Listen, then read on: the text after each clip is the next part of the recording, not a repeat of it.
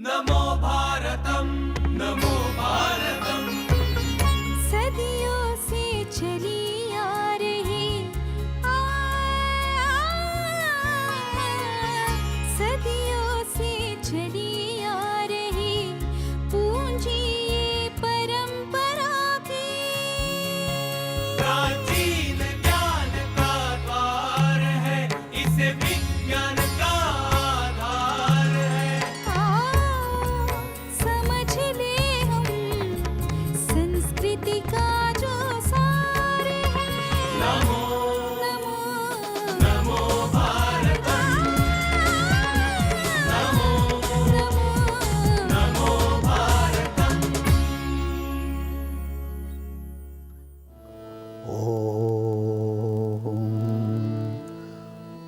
ओम स्वरूपाय नमः। ओम श्री सद्गुरवे नमः। ओम नमो भारतम।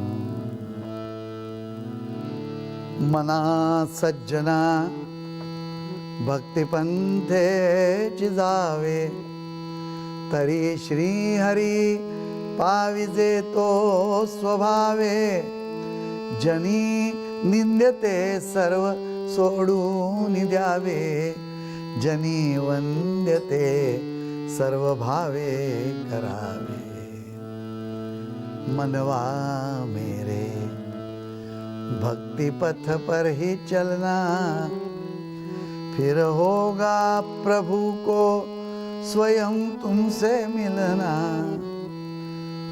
जो निंद्य हो तुम उसे त्याग देना तथा वंद्य से लीन हो काम लेना।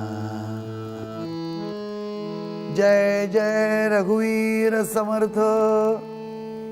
नमस्कार। नमो भारतम के मनस संतुलन के इस कार्यक्रम में आपका स्वागत है। ये जो मनस संतुलन है इसके अंदर हमारे प्राची यानी जो प्राचीन हमारी संस्कृति है, परंपरा है, जो हमें जीवन सुखी करने के लिए ज्ञान का मार्गदर्शन करती है और आरोग्य का भी करती है। इसका चिंतन, उसका विज्ञान देखा जाए। पुराना है इसलिए हमने जो छोड़ दिया है वो क्या सही था, इसका चिंतन हो। जो हमारे मन में प्रश्न उठते हैं कि ये ऐसे क्यों, ऐसे क्यों, इसका कुछ उत्तर मिले। इस हिसाब से इसमें जो कार्य चलता है उसमें से सब लोगों तक शाम के और जो ये कार्यक्रम देखने वाले हैं इतर वाहिनी पर भी, इनको ये कार्यक्रम में मार्गदर्शन मिले, उनको माहिती मिले और ये क्या हो रहा है दुनिया में और पहले हमारे ऋषियों मुनियों ने क्या करके रखा है उसकी माहिती देते हैं। अब हमने जब शुरू किया है तब से ये मनस संतुलन की बातें चल रही है। फिर एक दो दिन तो सब लोगों को लेके बैठे थे जानने के लिए कि इनके मन में प्रश्न कैसे। लेकिन जो दूसरा विभाग है संतुलन संस्कार का और आरोग्य संतुलन है, संतुलन ट्रीटमेंट्स का, उपचारों का है, दवाओं का है, तो ये जो है वो तैयार हो रहे हैं, वैसे भी आएंगे। फिर भी प्रश्नों के उत्तर देते समय उसका विज्ञान या तो श्लोक में यदि थोड़ी जगह मिल गई तो हम बताते रहते हैं। तो श्री समर्थ रामदास स्वामी जी ने यहाँ पर ये जो दूसरा श्लोक है उसमें कहा, मना सज्जना भक्ति पंथे जावे तरी श्रीहरि पाविजे तो स्वभावे जनी निंद्यते सर्व सोडून द्यावे जनी वंद्यते सर्व भावे कर। और इस बार ये कार्यक्रम पूरा हम लोगों ने हिंदी में शुरू किया। बहुत ही हिंदी भाषी, गुजराती भाषी ये कार्यक्रम देखते थे, उनके पत्र आते थे, इनका मैसेज मिलता था, रास्ते में बोलते थे, मिले जब, कि भैया हम ये कार्यक्रम गीता का देखते लेकिन पूरा मराठी समझ में नहीं आता, तो हिंदी में करेंगे तो मराठी लोगों को तो 4-5 भाषाएं आती है अच्छी तरह से तो वो तो समझ जाएंगे, लेकिन हमें भी फ़ायदा होगा, गुजरातियों को भी फ़ायदा होगा, तब ये हिंदी में कर रहे हैं। तो अभी ये एक अच्छी बात हुई कि स्वामी जी का ये जो पुस्तक है, ग्रंथ है, मनाचे श्लोक, श्लोक मन के स्वभाव पर, ऐसा उसका ट्रांसलेशन कर सकते हैं। तो उसका हिंदी भाषांतर किया हुआ मिल गया। मनवा मेरे भक्ति पथ पर ही चलना, फिर होगा प्रभु को स्वयं तुमसे मिलना। हाँ, जो निंद्य हो तुम उसे त्याग देना भैया, तथा वंद्य से लीन हो काम लेना। वंद्य है खाली वंदन करके नहीं, लीन बनकर काम लेना। इस तरह से श्लोक था।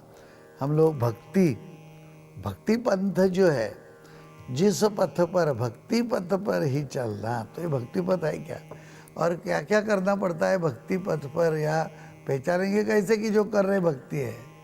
सुबह शाम भगवान को एक फूल चढ़ा के, अगरबत्ती चढ़ा दी, मतलब जलाई, तो क्या भक्ति हो गई क्या? तो भक्ति के लिए मन की जो भावना है, हृदय की भावना है, वो अलग चाहिए, और ऐसा हमारा बर्ताव चाहिए। और हमने वंदन तक देखा था।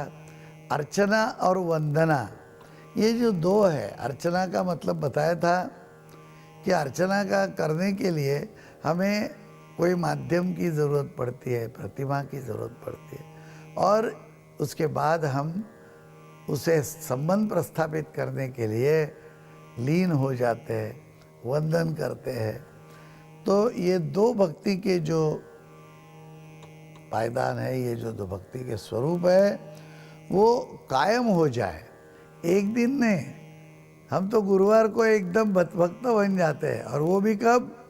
शाम को ऑफिस के बाद। तो बोले अभी मेरा गुरुवार का नियम है, मैं ज़रा मंदिर जाके आता हूँ। तो अभी एक तो ये अर्चना, और वहाँ जाके कुछ थोड़े से पैसे रख दिए, तो बोले सेवा, दास्य, वंदन, ये सब हो गया। नहीं हुआ, ऐसा नहीं चलेगा। दिन भर क्या किया और अब एकदम क्यों बदल रहे? किसी को आपने एक बहुत बड़ी टोपी पहनाई, बेचारे का ऐसी सलाह दे दी, और ऐसे पैसे आपने उसके ऐंठ लिए कि उसके हाथ में कुछ रहा ही नहीं, और भगवान को जाके कुछ पैसे चढ़ाए। बोले आज 100 रुपया क्यों चढ़ाए? एकदम ज़्यादा बड़ी नोट दिखती है, क्या बात है? तो बोले आज मुझे डर भी लग गई, लॉटरी 7.5 लाख की। तो घोड़े के ऊपर गया था मैं, तो 100 रुपये दिया। अरे वाह, 100 रुपये क्या परसेंटेज हुआ?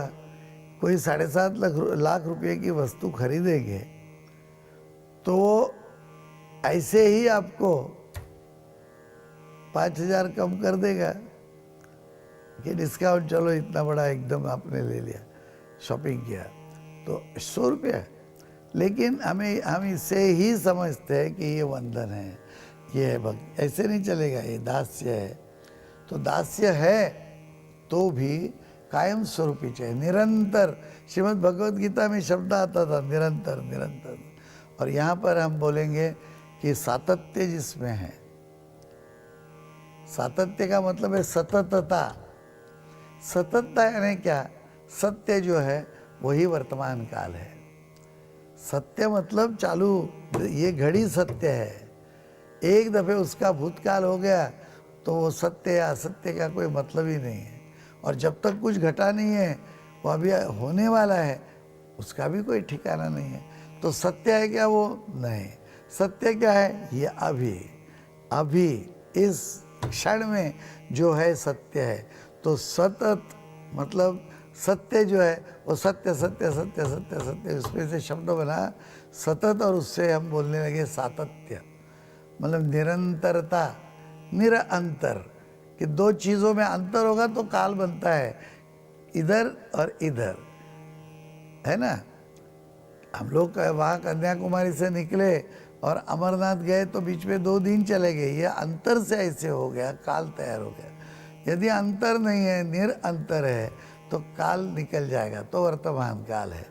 तो सातत्य सा आपने उसका स्वीकार किया क्या? मतलब है सभी जगह पर आप इसी स्वभाव से चलते हैं क्या? तो आपका हृदय जब अर्चना और वंदन को 24 घंटे, क्या बोलते हैं ना, 24/7, तो यहाँ 24/7 नहीं, 24/7/365 × 100, 36,500, मतलब 100 साल की उम्र है, तो पूरे के पूरे इतने सारे, और 24/7 तो है ही, 7 बोलने की ज़रूरी नहीं है, 24 ये सब पूरा, मतलब हर क्षण हम कायम खुले हैं, ओपन है हम, किसी का सुनने के लिए, किसी को मदद करने के लिए। ऐसा नहीं है कि अरे क्या तुम अभी मांगने आए सुबह सुबह, अरे वाह सुबह सुबह है, ठीक है। फिर आए एक बार, ऐसे ही बहुत ही तकलीफ थी, तो अभी रात में कितने बजे, इस वक्त आना, क्या मदद के लिए, 9 बज गए रात के। तो लास्ट टाइम आपने बोला सुबह सुबह आए, तो मैं रात को आया। तो बोले क्या है, तुमको ऐसे करोगे तो कभी कोई मदद नहीं देगा। फिर उस आदमी ने ट्राई किया एक बार दोपहर को, तो बोले दोपहर को थोड़ी सी विश्रांति, दुकान बंद करके लेता हूँ, उसमें भी तुम पहुँच गए, तो कब दोगे मदद? निरंतर जो बताने की बात है वो आप सातत्य नहीं, निरंतरता नहीं, और आपके हार्ट में वो बात उतरी ही नहीं है। आप तो हफ्ते में, और कोई लोग है भगवान को रोज़ सुबह शाम बैठ के जरा दिया जला के, वो जो दीप है वो भगवान की देन है, और वही हमारे हृदय में प्रकाशित है, वही ज्ञान है, और ये हमें स्मरण करके उसका आभार, थैंक यू बोल के बाहर निकलेंगे घर से, नहीं करते। और कोई लोगों को बुला के खाना खिलाओ, कोई भेंट दे दो, ये भी नहीं करते। 2-4 साल में कभी एक सत्यनारायण की पूजा करता है, ऐसे चलेगा? नहीं चलेगा। तो ये दास्य वृत्ति जो है वो अर्चन और वंदन का एक मिलाप है। उस अर्चन वंदन क्या, सभी प्रकार की भक्ति जो है वो क्रियाशील हो जाती है, और वो कब होती है? जब हृदय में वो भाव हो। नमो नमो